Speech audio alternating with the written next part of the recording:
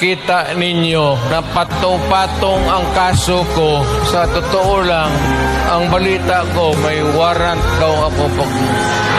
Matagal na akong hinahabol ng mga putang ina. Ano man ang kasalanan ko na ginawa ko man ang lahat sa panahon ko para may konting katahimikan at mapayapa ang buhay ng Pilipino.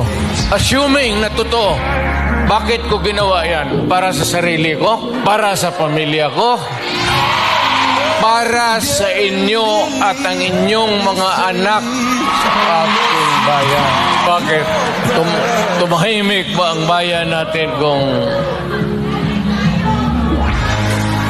Pilipinos? Hold up dito, hold up. Tayo mga ayaw ng gulo, napipilitan tayo to confront evil because nandyan sa harap natin.